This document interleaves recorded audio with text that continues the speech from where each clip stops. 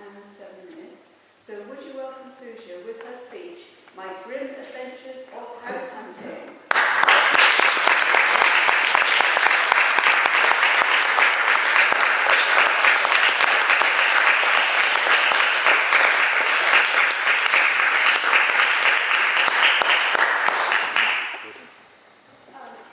Madam Toastmaster and ladies and gentlemen, I'm here to make a speech about something that probably all of you can relate with, and you might have a blast from the past.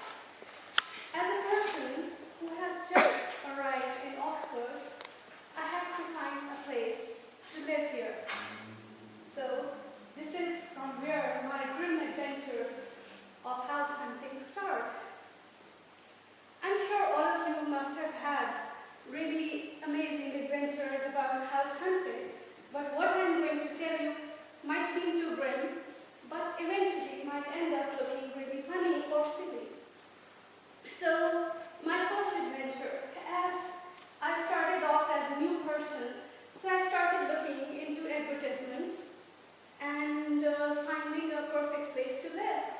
So the first thing that I ended up with was this person who was somehow, you can call him like a teenager kind of a person who had advertised that he lives with his mother and he's looking for a housemate who could live in the place and who will be quiet, silent, and somebody who doesn't use a lot of kitchen or bathroom. So I thought that, okay, I can give it a try. I went there. Now, he asked me to step in, go upstairs and look at the place. I went upstairs to look at the place. I opened the door and the room ended before it started. Yes, that was it. It was kind of an attic, quite a highly priced attic. It was just one room with one bed.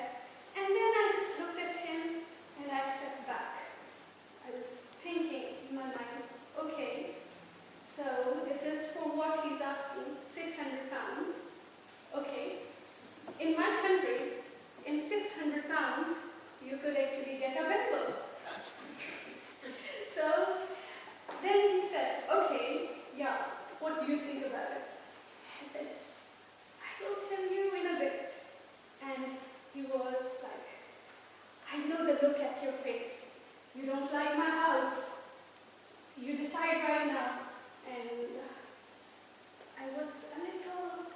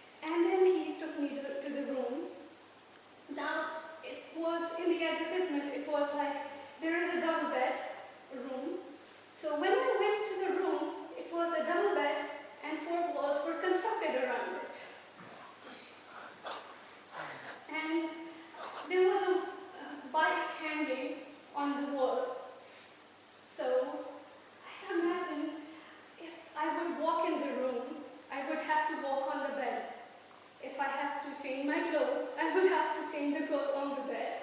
So I asked him, so where are the closets? He said, well, we all keep our stuff outside. It was quite amazing for me. So I went downstairs and I talked to him and I told him that, look, I'm looking for a decent place. He said, look, in 500 pounds, if you're looking for a room, it's not possible. You can't get any better. So then I ended up on another place in the summer town. There was this woman who said, my boyfriend is moving out, so in 800 pounds, if somebody could actually move in. So I went there, but I was clever enough to ask for a photograph. That, okay, show me the photograph of the room. So she showed me the photograph of the flat. The flat was nice, though untidy.